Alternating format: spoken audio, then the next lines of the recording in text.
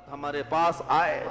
अब बकरीद आ रही है, बकरीद के सिलसिले में हमने ये भी देखा, एक किसी ने हमें तहरीर भेजी थी, गरीब और मिस्कीन की बकरीद कैसे होती है। वो इंतज़ार करते रहते हैं कि पड़ोसी का गोश्त आ जाए। दिन भर इंतज़ार किया। एक साहब ने, छोटी छोटी बच्चियां पूछने लगी कि गोश्त आएगा या नहीं आएगा। बाप हलाल रोजी कमाने वाला गरीब, उसने कहा कि आ जाएगा, इंतज़ार करो। शाम हो गई, किसी की तरफ से नहीं आया। बगल में पड़ोस में एक डॉक्टर साहब रहते थे, एक मास्टर जी रहते थे, उन्होंने बकरे काटे थे। बीवी ने कहा इस गरीब से कि जाओ डॉक्टर साहब से कह दो कि आपने बकरे काटे हैं, हमारा भी तो हिस्सा है। शाम के वक्त ये गए तो डॉक्टर साहब ने चिल्ला करके कहा, कहां से मुंह उठा करके आ जाते हो। दरवाजा बंद कर लिया। वो दबे कदमों वापस आया। क्या कहूं बच्चियों को कि सुबह से इंतजार कर रही है कि आज ईद है, बकरीद है, गोश्त मिल जाए कहीं से। अपनी तो हैसियत नहीं काटने की। वो मास्टर जी के यहाँ गए कि थोड़ा सा गोश्त मांग लूं, रात होने को आई है। खुद से तो इन्होंने पहुंचाया नहीं, गरीबों का हक, मैं पड़ोसी हूं, मांगने का हक है मुझे। मास्टर जी से अपने पुराने ताल्लुकात याद दिला करके कहा, आज तो आपने कुर्बानी की है, कुछ हमें भी हिस्सा। तो वो अपना मुंह बसोरते हुए, बिगाड़ते हुए अंदर गए और चंद छीतड़े लाकर दे दिया, जिसमें हड्डियां और चर्बी के अलावा कुछ नहीं था। वो उसी को लेकर के आए, बीवी के हाथ में दिया तो बीवी ने कहा, गमगीन ना हो, इसी को धो करके पका लेती हूँ, बच्चियों को शोरबा पिला दिया जाएगा ताकि उनको लगे कि गोश्त आ गया है। और फिर लिखने वाले ने लिखा है, उसी दिन एक आंधी तूफान आई, लाइट चली गई।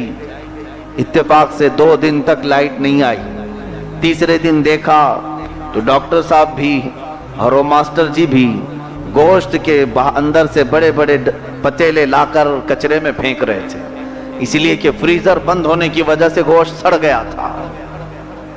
तो ये गरीब और मिस्कीन की आंखें फटी रह गईं। इन लोगों ने एक गरीब के घर चंद टुकड़े नहीं भेजे और इनके गोश्त सड़ करके इस तरह से बाहर फेंकने चले गए। हाँ, ये और बात है कि कुछ गुरबा और मसाकीन को भी अगर गोश्त मिल जाता है तो पड़ोस में पहुंचाने की कोशिश करते हैं। अजीज़ान गिरामी, मैंने ये जो वाक़या अर्ज किया है, मैं समझता हूं कि मुसलमान का ये हाल नहीं हो सकता। मुसलमान वो है जिसको रसूलुल्लाह सल्लल्लाहु अलैहि वसल्लम ने ऐसे परवरिश की थी। हज़रत अबू तलहा अंसारी फरमाते हैं, मेरे घर में गोश्त का एक टुकड़ा, भुनी हुई बकरी का एक सिरा आया था। रात के वक्त हम भूखे थे, मैं और मेरी बीवी और मेरे बच्चे थे। बीवी ने कहा, हम खा तो लेंगे, लेकिन मुझे ऐसा लगता है हमारे पड़ोसियों ने गोश्त कई दिन से नहीं खाया है। हज़रत अबू तलहा कहते हैं, दिल पर पत्थर रखकर हमने पड़ोसियों को दे दिया कि चलो फिर कभी हमें गोश्त मिल जाए, उनका पहले ख्याल करें। पड़ोसी को हज़रत अबू तलहा ने गोश्त भिजवा दिया। अब वो पड़ोसी कोई और नहीं, वो भी सहाबी रसूल हैं। घर में गोश्त आया, उन्होंने ये कहा कि हमें तोहफे में आया है, क्या हक बनता है कि हम ही पूरा चाट जाएं। अपने पड़ोसी का ख्याल करते हैं। उन्होंने अपने बगल वाले को भेजा, यहां तक कि हज़रत अबू तलहा कहते हैं, आधी रात गुजरी तो वो गोश्त घूमते घूमते फिर हमारे घर आ गया। मदीने के कई घरों में गया वो गोश्त, हर किसी ने अपने पड़ोसी का ख्याल किया और वो वापस हज़रत अबू तलहा के यहाँ आया। आपने ये सोचा कि ये मेरे हक में ही है, फिर आपने तनाउल फरमाया। वो मुआशरा मेरे आका ने पैदा फरमाया था, वो इत्तिहाद था जिसमें अल्लाह के नबी सल्लल्लाहु अलैहि वसल्लम ने एक दूसरे का दर्द हमें सिखाया था। और हुजूर अकरम सल्लल्लाहु अलैहि वसल्लम ने फरमाया, मसलुल मुमिनी का मसली जसदिन इज़ा इश्तका अद्वन तुदाअ लहु साइरुल जसद बिस्सहरी वल हुम्मा। मोमिन की मिसाल एक जिस्म की तरह है, अगर एक पार्ट को, एक अज़्व को तकलीफ हो तो पूरा जिस्म बीमार हो जाता है। इसी तरह मोमिनीन पूरे एक जिस्म की तरह है, एक मोमिन को तकलीफ हो तो पूरे मोमिन तरफ जाने चाहिए। आज वो हालात नहीं हमारे। इसका मतलब ये हुआ कि हमारा जिस्म कट गया है, और जब हाथ पैर कट जाएं तो हाथ को कुछ भी हो, जिस्म को क्या फर्क पड़ता है। आज हम कट गए और हर अज़्व हमारा अलग अलग है। हालांकि देखा जाए تو ہم پورے ایک جسم کی طرح ہیں امت مصطفیٰ. خواہ وہ ظلم فلسطینیوں پر ہو. لوگ ہم سے سوال کرتے ہیں میاں فلسطین میں ہو رہا ہے تو آپ یہاں کیوں بے چین ہوتے ہیں؟ ان کافروں کو معلوم نہیں سب ایک جسم ہے. میرے آقا صلی اللہ علیہ وسلم نے یہی درد ہمیں بتایا. یہ ایکویلٹی ہے, یہ مساوات ہے جو اسلام نے سکھایا ہے. روزے میں بھی یہی حکمت ہے کہ تم دوسروں کی بھوک کا احساس کر سکو. اور اس کے علاوہ زکوٰۃ دینے کا یہ بھی ایک عبادت ہے. مالداروں پر زکوٰۃ واجب کی گئی, فرض کی گئی, وہ بھی اس لیے کہ یہاں پر توازن برقرار رہے, بیلنس برقرار رہے معاشرے میں. جیسے آج کئی ملکوں کا حال یہ ہے, امیر ہے تو بہت امیر, غریب ہے تو بہت غریب, مڈل کلاس ہے ہی نہیں. کئی ملک ایسے ہیں جہاں مڈل کلاس والے نہیں, بہت ہی اپر لیول کلاس والے ہیں یا پھر بہت ہی نیچے درجے والے لوگ ہیں. وہ وجہ کیا ہے؟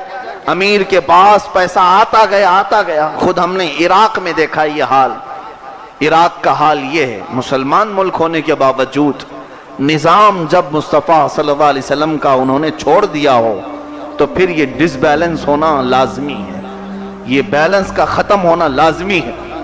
وہاں حال یہ ہے, کبھی ہماری زیارتوں کی بس جاتی ہے, ایک جگہ اگر بس کو رکایا 100-200 بچے دروازہ کھلنے سے پہلے کھڑے رہتے ہیں, ایسے کہ چمٹ جائیں, رونے لگے ایک ایک پائی کے لیے, کپڑے چمٹ کر کے. خوبصورت حسین بچے, ایسا لگتا ہے کہ بڑے بڑے گھروں کے بچے ہوں گے, لیکن وہ پورے سڑکوں پر انہیں لا کر چھوڑ دیا گیا ہے.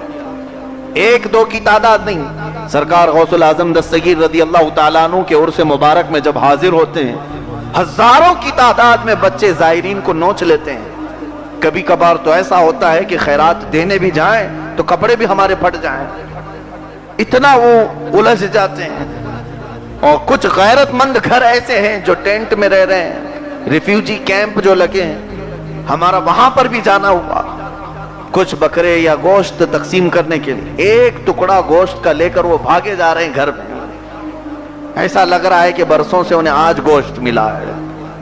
چھوٹے بچے گوشت اٹھا کر بھاگ رہے اور اپنی اماں کو پکار رہے ہیں. یہ ہم نے آنکھوں سے دیکھا ہے.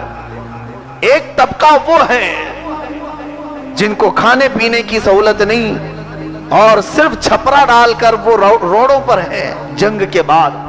اور کئی مسجدیں تو وقف ہو گئی, گھر بن گئے, اب اس میں نماز وہی خاندان والے پڑھ رہے ہیں جن کے گھر ہیں, کیونکہ گھر سب توڑ دیے گئے, تباہ کر دیے گئے.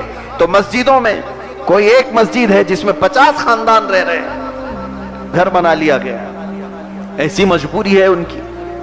اور ایک طبقہ یہ ہے جن کی طرف دیکھ کر کے ہماری آنکھیں بہہ گئی. اور ایک طبقہ ہم نے یہ بھی دیکھا, بغداد کے دریائے دجلہ کے کنارے ایک روڈ ہے جو عیاشی میں مشہور ہے.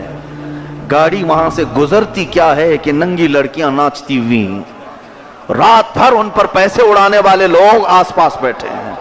پورے راستے بھر, پورے روڈ بھر اگر سب سے زیادہ کوئی دکان نظر آتی ہے تو شراب کی دکان. شراب کی دکانیں رات بھر کھلی رہتی ہیں, شراب دھڑلے سے بکتی ہے.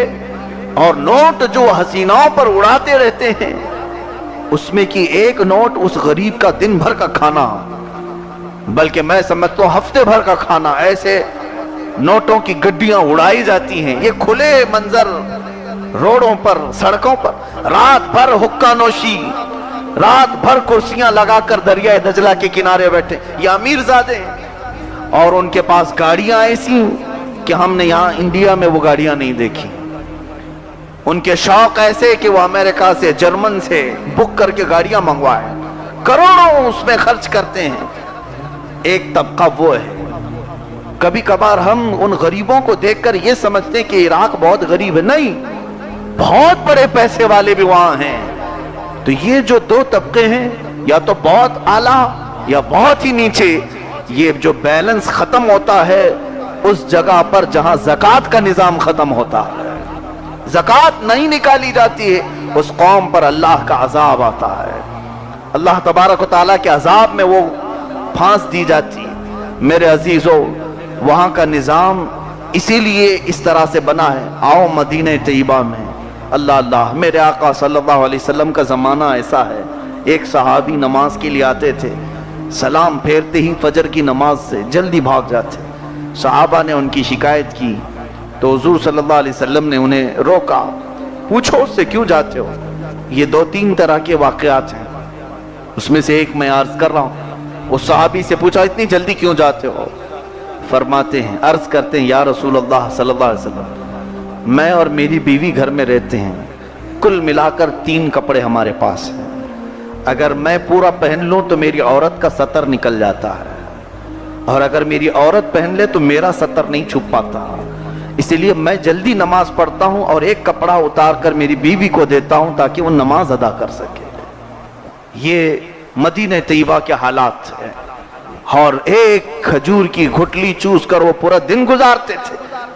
لیکن کتنا عرصہ گزرا تھا، حضور کے وصال کے بعد حضرت ابوبکر صدیق کا زمانہ آیا، 2.5 سال حضرت ابوبکر صدیق رہے، پھر حضرت عمر فاروق رضی اللہ عنہ کا زمانہ آیا۔ میرے آقا نے نظام شروع کر دیا تھا زکوٰۃ کا، اب وہ نظام جو چلا 5 سال میں، 5 سال صرف ہوئے، حضرت عمر فاروق کے زمانے خلافت کو ابھی صرف 2.5 سال گزرے تھے۔ حضور کے وصال کے 5 سال کے بعد حدیث پاک میں مدینے والے اپنی زکوٰۃ نکال کر باہر آتے تھے اور لینے والا کوئی موجود نہیں تھا، کسی کو استحقاق، یعنی مدینہ طیبہ میں سارے اتنے کیپیبل ہو گئے تھے، ہر کوئی زکوٰۃ نکالنے والا تھا، لینے والا کوئی نہیں تھا۔ 5 سال میں یہ غربت ختم، یہ جو لوور کلاس ہے اس کو کہاں تک پہنچا دیا؟ مڈل کلاس تک۔ زکوٰۃ کا نظام تھا۔ یہ اسلام ہے جو برابری چاہتا ہے، اسلام ہے جو ہم سب میں ایکویلٹی چاہتا ہے۔ یہ دوسری قومیں ہیں جو یہ توازن برقرار نہیں رکھ سکتی۔ عزیزان گرامی، حضرت عمر فاروق رضی اللہ تعالیٰ عنہ کے زمانے میں معاذ بن جبل رضی اللہ تعالیٰ عنہ یمن سے زکوٰۃ کا مال جمع کر کے مدینہ بھیجتے ہیں۔ بہت ساری زکوٰۃ یمن والوں نے نکالی تھی، حضرت عمر کے پاس جب وہ مال آیا تو حضرت عمر فاروق رضی اللہ عنہ نے چٹھی لکھ کر بھیجی دوبارہ یمن، اے معاذ بن جبل، اپنے شہر کے فقیروں کا زیادہ حق بنتا ہے، آپ زکوٰۃ وہاں کے فقیروں کو دو، پھر مدینے بھیجنا، مدینے بعد میں بھیجو، پہلے آپ اپنے علاقے میں۔ یہ بھی نظام ہم نے ختم کر رکھا ہے۔ زکوٰۃ بعض کی نکلتی بھی ہے، کہاں جا رہی ہے؟ بہت دور دور جا رہی، دلی، راجستھان، یو پی، بہار پہنچ گئی، اپنے پڑوسی بھوکے مرتے ہی رہ گئے، رشتہ داروں تک تو کوئی پہنچ ہی نہیں سکا، بہت دور دور زکوٰۃ بھی پہنچی۔ یہ بھی نظام نہیں ہے۔ حضرت عمر فاروق رضی اللہ تعالیٰ عنہ نے واپس بھیجا یمن، دوبارہ حضرت معاذ بن جبل نے ایک اور خط لکھ کر کے پھر بھیجا حضرت عمر فاروق کے پاس، امیر المومنین، یمن کی زکوٰۃ جو نکلی یہاں کے پورے فقراء مساکین کو بانٹ دیا گیا اور سب امیر ہو گئے، پھر بچا تو میں مدینے بھیجا، اب یہاں لینے کے مستحق کوئی نہیں رہ گئے، زکوٰۃ کے مستحق یمن میں کوئی نہیں ہے۔ وہ نظام میرے مصطفیٰ صلی اللہ علیہ وسلم کا تھا، آج اس کو پورا بیلنس ختم جو کیا گیا ہے، یا ہمارے درمیان یہ اونچ نیچ کے فرق آئے ہیں تو صرف ایک وجہ ہے کہ ہم نے وہ نظام چھوڑا ہے، نظام مصطفیٰ، حضور صلی اللہ تعالیٰ علیہ وسلم کے قوانین سے دوری۔ اب اور آگے میں بڑھوں، زکوٰۃ کے بعد سب سے بڑا فریضہ حج کا آتا ہے، اب وہی موسم چل رہا ہے، سارے حجاج کرام کشاں کشاں چل پڑے، لبیک پکارتے ہوئے ہیں، رب ذوالجلال کے دربار میں حاضر ہیں۔ ذرا ان کے چہروں کو آپ دیکھنا، اور حج کے موسم میں ہم دیکھتے ہیں اگر کوئی چیز دل کو پگھلا دیتی ہے تو وہاں کا منظر ہے۔ اسی لیے حج کی عبادت جو فرض کی گئی، اور یہ بھی فرمایا گیا ایمان مکمل ہوتا ہے، ہم یہاں رہ کر کے جو ایمان لائے ہوئے ہیں، اسلام پر ہیں، وہاں جانے کے بعد اسلام کی عظمت اور اہمیت ہمیں معلوم ہوتی ہے۔ اتنے ملکوں سے، اتنی نسلوں والے، اتنے قوموں والے، ہر زبان والے وہاں پر موجود، لیکن دیکھو تو کپڑے سب کے ایک ہی ہیں، کالے بھی ہے وہی سفید احرام میں ہیں، گورے بھی وہی سفید احرام میں ہیں، ہندوستان، پاکستان، بنگلہ دیش، کسی بھی ملک کا احرام وہی 2 چادریں پہن کے آیا ہے۔ اس میں بھی وہی چادریں مشکل سے زیادہ اگر 100-200 کا فرق ہو سکتا ہے، ورنہ کوئی سونے کی لڑیاں پیرو کر نہ احرام پہنتا ہے، نہ ریشم کے لباس میں احرام پہنتا ہے، وہی کاٹن کے کپڑوں میں احرام میں آتا ہے، چاہے وہ اپنے وقت کا بادشاہ ہی کیوں نہ ہو۔ وہ دو لباس میں جب آتا ہے اور اسے تو ایسے رکھا گیا، چہرہ بھی نہیں ڈھانکنا ہے، سر بھی نہیں اوڑھنا ہے، اور کوئی سلی ہوئی چیز بھی نہیں پہننا ہے، حتیٰ کہ خوشبو بھی نہ لگاؤ، لباس میں خوشبو بھی نہ لگاؤ، اسی حالت میں آؤ۔ اور جب یہاں سے بھی آپ حاجیوں کو دیکھتے ہوں گے، اس طرح سے ان کی شکل غریب اور فقیر کی نظر آتی ہے، دیکھنے میں یہ کروڑ پتی ہے، لیکن جس وقت یہ دو لباس پہنتا ہے تو ایسا لگتا ہے کہ مسکین ہے، اور میرے رب کو مسکینی حالت زیادہ پسند ہے۔ اللہ تعالیٰ فقر کو زیادہ پسند کرتا ہے۔ خود حضور صلی اللہ علیہ وسلم نے فرمایا، رب تعالیٰ نے مجھے اختیار دیا تھا، اے نبی چاہو تو دنیا کی پوری دولت لے لو اور چاہے تو فقر کو لے لو۔ حضور فرماتے میں نے پوچھا ہے مولا تو نے مجھے اختیار دیا ہے، چاہو تو مالداروں کی پوری زندگی لے لوں۔ حضور فرماتے ہیں اگر میں چاہوں تو میرے ساتھ سونے اور چاندی کے پہاڑ چلا کریں گے۔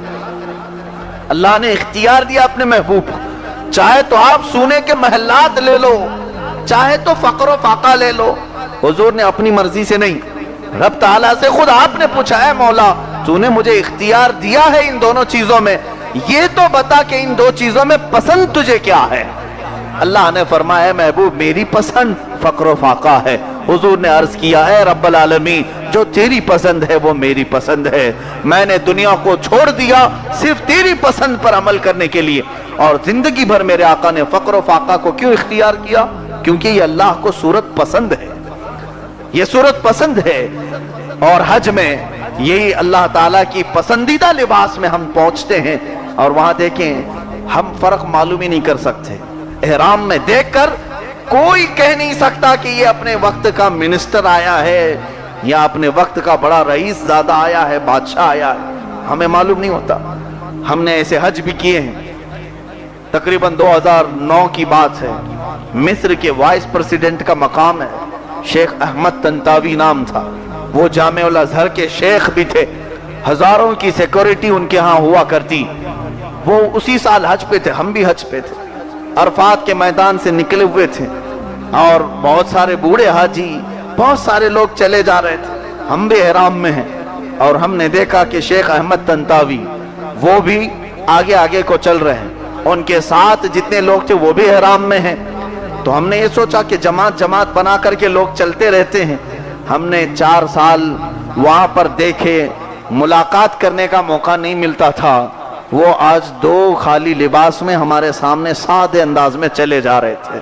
عام لوگوں کو تو پتہ ہی نہیں تھا کہ کون جا رہا ہے، میری نظر پڑی، پہچانا، اس کے بعد یہ احساس ہوا یہ تو ایک مثال ہے، نہ جانے کتنے عمرہ یہاں پر آئے ہوں گے، کتنے یہاں پر امیر زادے بادشاہ زادے آئے ہوں گے، لیکن میرے رب نے سب کو ایک لباس میں بلا کر پوری دنیا کو یہ میسج دیا، کلکم من آدم و آدم من تراب، تم سب کے سب آدم سے ہو اور آدم کو ہم نے مٹی سے پیدا کیا ہے۔ یہی اسلامی مساوات ہیں، ایکویلیشن۔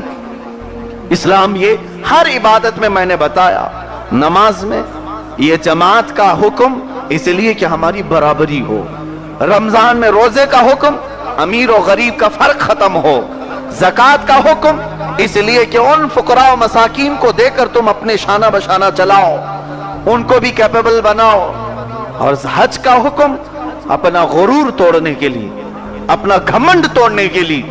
یہ سارا جو جتنا غرور ہے یہ سب چیزیں احرام میں آنے کے بعد ختم ہو جاتی ہیں۔ حج کے موسم میں اپنے آپ کو بھی احساس ہونے لگتا ہے ہماری حیثیت اس کے علاوہ کچھ نہیں، اور حدیث پاک میں یہی ملتا ہے، احرام پہننے کے بعد تمہیں یہ یاد بھی آنا چاہیے، عرفات کے میدان میں حاجی جمع ہوتے ہیں 9ویں ذی الحجہ، جو حج کا سب سے بڑا رکن، لبیک پکارتے رہتے ہیں، اللہ اکبر۔ وہ جب صدا گونجتی ہے تو دل کی دھڑکنیں تیز ہوتی ہیں، ہم نے خود محسوس کیا کہ بدن کانپنے لگتا ہے۔ کچھ حجاج اکرام بڑی بلند آواز سے پکارتے ہیں، حبشی لوگ روتے روتے جب دعا کر رہے ہوتے ہیں، انڈونیشیوں کی جماعت الگ، ملیشیوں کی جماعت الگ، یہ باہر کے گورے الگ، ہندوستانی پاکستانی الگ، لیکن سب جا کر وہاں مکس ہوتے ہیں۔ ہم نے خود دیکھا کوئی بھی ایک شیخ دعا کر رہے ہیں، وہ کیا دعا کر رہے ہیں سمجھ میں نہیں آ رہا ہے، اپنی زبان میں پکار رہے ہیں، لیکن پیچھے کھڑے ہو کر کے اچانک آنکھوں سے آنسو نکلتے رہتے ہیں۔ یہ میرے رب تعالیٰ نے بندوں کو ایسے جوڑا ہے کہ ہم آپس میں ایک دوسرے کا نام نہیں پوچھ سکتے۔ وہاں پر آپ کا نام کیا ہے، آپ خیریت سے ہیں یا نہیں، ان کی زبان مجھے نہیں معلوم، میری زبان انہیں نہیں معلوم، لیکن جب ہم پکارتے ہیں مولا کو ایک ہی زبان میں پکارتے ہیں، لبیک اللہم لبیک لبیک لا شریک لک لبیک۔ چاہے دنیا میں جتنی بھی زبانیں بولی جاتی ہوں، میرے رب نے عربی زبان پر ہم سب کو اکٹھا فرمایا ہے۔ ہماری دنیا بھر میں جتنی بھی اذانیں ہوں گی مسجد سے، کسی بھی اذان کو آپ عربی کے علاوہ کلمات نہیں سن سکتے۔ اللہ اکبر کی ہی صدا ہر اذان سے سنائی دی جاتی ہے۔ مسجد کا امام اگر نماز پڑھا رہا ہو تو کوئی بھی امام آج تک انگلش میں نماز نہیں پڑھایا ہوگا، نہ فارسی میں، نہ کوئی دوسری زبان میں، فقط جو بھی نماز ہوگی وہ سورہ فاتحہ سے ہی شروع ہوتی ہے، عربی زبان سے، چاہے تمہیں سمجھ میں آتی ہو یا نہ آتی ہو۔ یہ رب تعالیٰ نے ہمیں اس طرح سے متحد رکھا ہے، اس طرح سے ہمیں برابر رکھا ہے، اور آج ہمیں پھر سے ضرورت ہے۔ علامہ اقبال نے کیا اس اچھے انداز میں کہا تھا، نبی بھی ایک، کتاب بھی ایک، خدا بھی ایک، کعبہ بھی ایک۔ ہمارے لیے تمہارا نبی ایک ہی ہے، سب کا، اور سارے نبی آئے ان پر ہمارا ایمان ہے، لیکن جس نبی کا کلمہ پڑھتے ہیں وہ ایک ہے، اور جو مقدس کتاب کلام اللہ قرآن پاک ایک ہے، اور جس کی طرف منہ کر کے پوری دنیا کے مسلمان نماز پڑھتے ہیں وہ کعبہ ایک ہے، اور جس کے دربار میں جھکتے ہیں وہ مولا بھی ایک ہے۔ نبی بھی ایک، کتاب بھی ایک، کعبہ بھی ایک، خدا بھی ایک۔ کیا ہی اچھا ہوتا کہ تم سب بھی ہو جاتے ایک، ہم سب بھی مل جاتے، برابر ہو جاتے۔ اتحاد ہمارا مساوات، یہ ہماری طاقت ہے، یہ ہماری قوت ہے۔ یونٹی، جس کو حافظ ملت رحمت اللہ تعالی علیہ نے فرمایا اتحاد زندگی ہے اور اختلاف موت ہے، یہ چیز آج دیکھنے کو مل رہی ہے۔ ایک بزرگ نے اپنے بیٹے کو بلایا اور لکڑیوں کا ایک گٹھا دیا توڑنے کے لیے، لکڑیاں اس میں جمع تھیں اور بندھی ہوئی، ایک پورا گٹھا تھا، کہا بیٹا اس کو کھولنا نہیں اور توڑ دینا۔ وہ صاحب زیادہ توڑنے کی کوشش کرتا رہا، گھٹنے میں زخم آ گئے، بہت دیر تک کوشش کیا، لکڑیوں کا گٹھا کیسے ٹوٹے گا؟ تھوڑی دیر کے بعد اس بزرگ نے وہ گٹھا کھلوا دیا، کہا کھول دو، ایک ایک لکڑی کر کے توڑ دو۔ کھولا، ایک ایک لکڑی کر کے، آدھا گھنٹہ نہیں ہوا ہوگا پورے ٹوٹ گئی۔ اس بزرگ نے فرمایا جانتے ہو بیٹا میں نے کیوں توڑوایا؟ امت مصطفیٰ کی مثال ہے، جب تک اتحاد ہو پوری کائنات مل کر نہیں توڑ سکتی، اور جہاں ان کے اندر اختلاف آیا ہر ایک کو الگ الگ کاٹ کر ختم کر دیا جائے گا۔ متحد رہو گے تو کہلاؤ گے مومن و غازی، منتشر ہوگے تو قصدوں میں صفایا ہوگا۔ آج میں اختلافات کو ختم کرنے کی بات کرتا ہوں، متحد اس طرح سے ہو، ہمارا ایمان ایک اللہ پر ہے، ہمارا ایمان ایک نبی کونین صلی اللہ علیہ وسلم کے کلمے پر ہے، ملائکہ ان سب پر ہمارا اتفاق ہے۔ اگر نظریاتی اختلاف ہیں آپ کے، ظاہر سی بات ہے میں سب کو پسند نہیں آ سکتا، میں انسان ہوں، میرے اندر غلطیاں ہوں گی، میرے اندر بہت سارے قصور ہوں گے، میں کبھی یہ نہیں کہتا کہ آپ مجھے سب کچھ تسلیم کر لو، اختلاف کرنے کا آپ کو حق ہے، لیکن اس اختلاف کا حق اتنا ہی ہونا چاہیے جیسے گھر میں ایک ماں کے بچوں کے درمیان اختلاف ہو، اس طرح کہ کسی کو روٹی پسند ہوتی، کسی کو چاول پسند ہے، کسی کو دال پسند ہے، کسی کو سالن، لیکن چار بچوں کو اگر ایسا پسند ہے تو ایسا نہیں کہ سب کا الگ الگ ہے، چولہا ہی بند کر دیا جائے، پکانا ہی بند کر دیا جائے، نہیں پکتا ہے ہر ایک کے حساب سے، اور گھر چلتا بھی ہے۔ کھانے میں اگر کسی کا اختلاف ہو، پہننے میں اختلاف ہوتا ہے، چار بھائی ہیں، کسی کو سفید پسند ہے، کسی کو کالا پسند ہے، کسی کو ہرا، کسی کو لال پسند ہے، لیکن ان پسندوں کی وجہ سے کیا باپ ہر ایک کو گھر سے نکال دے گا؟ ہر ایک کو صرف میں جیسے چاہوں ویسے ہی پسند ہونا چاہیے۔ ان نظریاتی اختلاف ہر زمانے میں رہیں گے، لیکن اس کی بنیاد پر ہمارا اتحاد ٹوٹنا نہیں چاہیے۔ آپ کو مجھ سے اختلاف کرنے کا حق ہے، میری غلطیاں آپ مجھے بتائیں، میرے جرم اور میری خطائیں آپ میری اصلاح کریں، لیکن اس اختلاف کا مطلب یہ نہیں ہوتا کہ آپ اپنی جماعت الگ کر لو۔ اس اختلاف کا مطلب یہ نہیں ہوتا کہ دینی کاموں میں ہاتھ بھی نہ بٹایا جائے، چھوڑ دیا جائے۔ میاں ہمارا اس کے ساتھ نہیں جمتی ہے، ہم اس کے کسی بھی کام میں نہیں آئیں گے، چاہے میں اللہ کی طرف بلاؤں تو بھی نہیں آؤں گے، حضور کی طرف بلاؤں تو بھی نہیں آؤ گے۔ اختلاف کا معنی یہ نہیں ہوتا، اختلاف یہ ہے کہ آپ کو حق ہے نظریاتی طور پر اختلاف کرنے کا، لیکن ساتھ اس بات کا بھی اعتقاد ہونا چاہیے کہ ہماری سب کی منزل مدینہ طیبہ ہے، رسول کریم صلی اللہ علیہ وسلم کی رضا ہے۔ اگر سب کا مقصد ایک ہی ہے تو اختلاف کے باوجود بھی ہم اتحاد کر سکتے ہیں، اختلاف کے باوجود بھی ہم اتفاق کر سکتے ہیں۔ اور یاد رکھیں یہ اتحاد کی جو میں بات کر رہا ہوں صرف ایمان کے اتحاد کی بات کر رہا ہوں، بے ایمانوں سے ہمارا کوئی اتحاد نہیں، بد مذہبوں سے ہمارا کوئی اتحاد نہیں، ایمان کی بات کر رہا ہوں، جس کے سینے میں عشق مصطفیٰ ہو، جو رسول کریم صلی اللہ علیہ وسلم کی عظمت طاہرہ کا قائل ہو، میں اس کے اتحاد کی بات کر رہا ہوں، باقی دوسرے اتحاد کی ہمیں ضرورت بھی نہیں ہے۔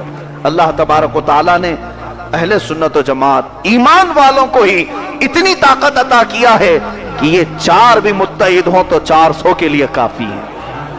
میں اس اتحاد کی بات کر رہا ہوں۔ عزیزان گرامی وقار، آج حج کے موسم میں یہ بات مجھے یاد آئی، حجاج کرام وہاں پر پہنچ رہے ہیں، کچھ پہنچ چکے، اللہ کرے کہ وہ میسج پوری دنیا میں پھیلے۔ ہر حج کے موسم میں دنیا کو ایک پیغام دیا جاتا ہے، اے مسلمانوں دیکھو رب ذوالجلال نے جس طرح ان کو 2 لباس میں بلایا ہے عرفات کے میدان میں۔ جانتے ہو میرے آقا صلی اللہ علیہ وسلم کی بعض احادیث میں یہ بھی ملتا ہے قیامت کا میدان جو قائم کیا جائے گا وہ عرفات کا میدان ہوگا، عرفات کے میدان کو بدل دیا جائے گا اور قیامت قائم ہوگی، میدان صرف بدلے گا پیتل کا اور تانبے کا، آج مٹی کا ہوگا، آج وہاں پر ٹائلز لگائی گئی ہوں، تھوڑے سے میدان، باقی پورا میدان ایسی کھلا ہے۔ حاجی کو یہی احساس کرنا ہے، اللہ کے حبیب صلی اللہ علیہ وسلم فرماتے ہیں میدان عرفات میں رکنے کے بعد تمہیں خیال آنا چاہیے کہ یہی وہ میدان رہے گا، کل ہمیں اپنی قبروں سے اٹھا کر یہاں جمع کیا جائے گا۔ یہ 2 لباس تو آج دیے گئے ہیں اور دنیا والے بھی ایسے ہی لباس میں ہمیں قبر میں ڈال دیتے ہیں، اور قبروں سے جب اٹھایا جاتا ہے تو بغیر لباس کے اٹھایا جائے گا، بغیر لباس کے اٹھایا جائے گا۔